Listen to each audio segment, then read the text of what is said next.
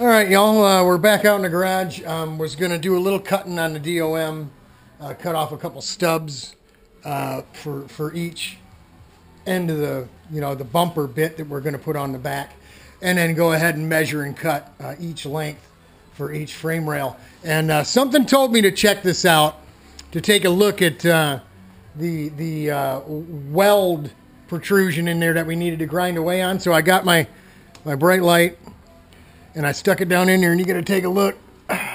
This frame rail already has a tube in it. I don't know if you can see in there or not with the camera, but there's already a tube in there. It's a thin wall tube, but there's already a tube in there. As you can see, I got out a piece of welding rod, put a hook on the end, and went ahead and figured out it goes from here all the way to here. So I can't remember. It's been a long time since we heated this thing up and straightened it out. It's been 10 years. Just by looking, it looks like this side is more whack than this one was. But hey, well, you know what? We'll figure it out. I think the bearing hangers, the rear bearing hangers for this cart are adjustable as well. So we'll tune it if we have to get the weight halfway right. Again, I'm not going to spend 10/10 on a 4-stroke lay-down go-kart.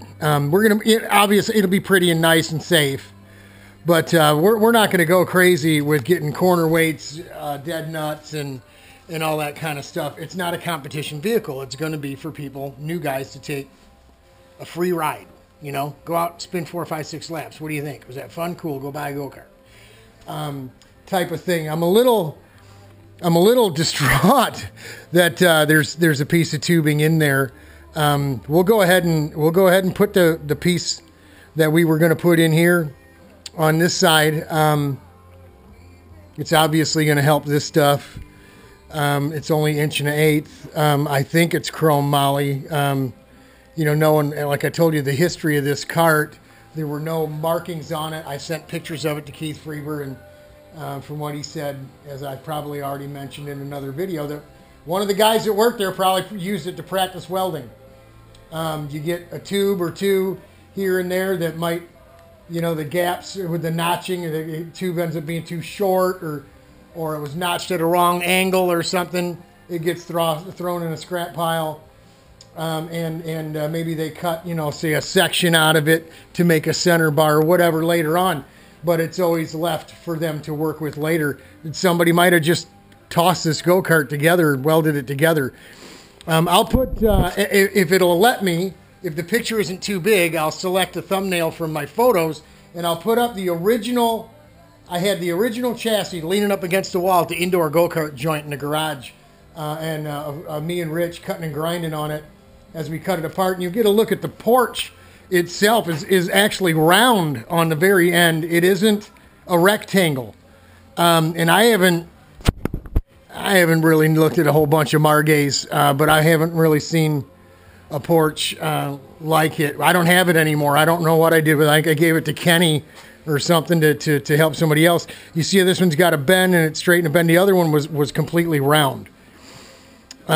It went out and then it kicked again, and had the bumper all part of it. And it was a true Margay part, I guess. But like I said, I'd never seen anything like that. The one we got from Randy Haluski, Lord rest his soul, and we're gonna weld that on and use it. But so just wanted to show you that 10 years after starting this project. Here we find a snag in the system.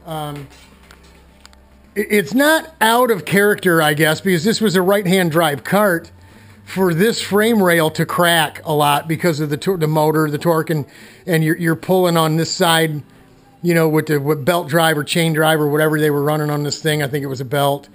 But even this cart was broke. That's why we put the DOM tubes in here from here back, because this tube on the bottom had a spiral fracture on the bottom of it, and we were concerned about that.